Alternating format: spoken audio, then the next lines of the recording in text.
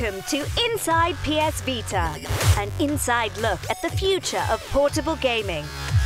Coming up in this episode, we take an inside look at the power and performance of the PS Vita. We're trying to take the Uncharted experience and then bringing it to the next level with something you could not do on the PS3. All these touch controls, it just opens up a whole new world. I think they'll have a sense of disbelief once they see this thing running in the palm of their hands.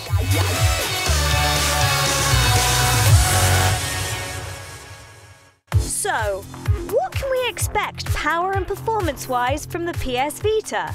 The horsepower in this thing was just amazing. I mean, quad-core GPU, quad-core CPU, OLED screen. I mean, it had everything, the bells and whistles, everything you could think of, this thing was going to have it.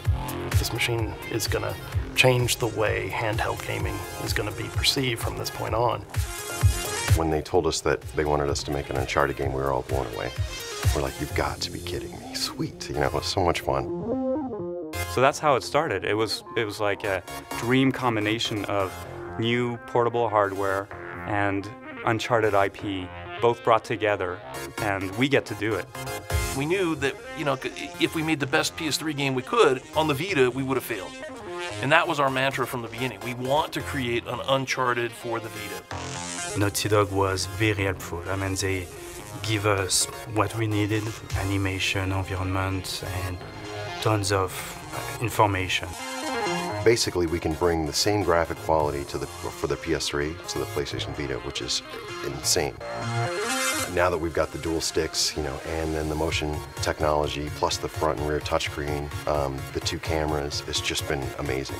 The first things we started looking at was touch, and how you could actually really interact with the environment, actually being able to point in the environment, drag your finger across the environment, and have Drake follow along. When we were doing the back panel, for example, we came up with the idea of climbing ropes. So we were trying always to use the feature of the Vita in a sense that it will bring something to the game.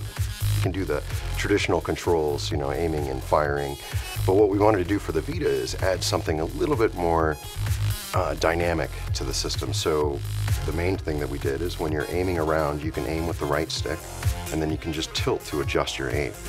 You've got a touchscreen, front and rear. So for example, what we decided to do for grenades is when you're holding the system, you can touch the grenade and just drag it into the scene, wherever you want. It's really easier to aim on the Vita, funny enough, than any other system, any other game that we've ever played. And we're pretty proud of that. Vita has a OLED screen, and I'd never worked with that technology before, but the first impression you get of this device is that screen. The blacks are so deep, the whites are crystal clear. It's the perfect palette for an artist to work on. The most amazing thing about the Vita isn't the two analog sticks or the OLED or the gyro or the back touch or any of that. It's the memory. It was like having enough memory to be able to make whatever we could imagine and not have to compromise. It's important that the machine has enough power to be able to drive something so visually stunning and so engaging in gameplay. That's been exciting to us, and we've been pushing every element of it that we could, which is necessary to pull off Uncharted. But one thing that's certainly exciting about moving to the PlayStation Vita, especially coming from the PSP, is that we have trophy support now. So, players on the PlayStation Vita are going to get the same sort of gameplay experience that they're accustomed to on the PS3. And new aspects that have been brought to the PlayStation Vita is the live area activity feed, where we're actually providing achievements in the game. So as you're progressing through the game, the player can get the sense of, hey, I'm accomplishing something as I'm going, and these achievements are actually being posted out, and they can see it, they can comment on it, see what their friends are doing, see how their friends are progressing through the game, which I think is, again, a lot more engaging. Working with Naughty Dog was a challenge only because those guys are the best at what they do. They set the bar so high. One of the reasons why our game looks so close to Uncharted is we're actually using a lot of Naughty Dog's assets. It's quite amazing, actually, that we were able to take PS3 assets, plop them directly into a portable device. It's kind of crazy.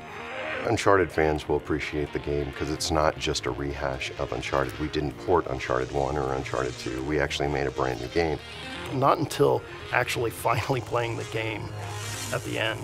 Did it all come together, and you could see it and go, wow, this is incredible. This is something that nobody's ever going to be able to experience other than on this device. Don't miss the next edition when we take a look at all the new ways you can play games only on Inside PS Vita. We can now make games that give pinch, pull, touch, drag around objects. When we found out what the spec was, I think we were quite inspired by just how much stuff it can do. Thanks for watching. See you next time.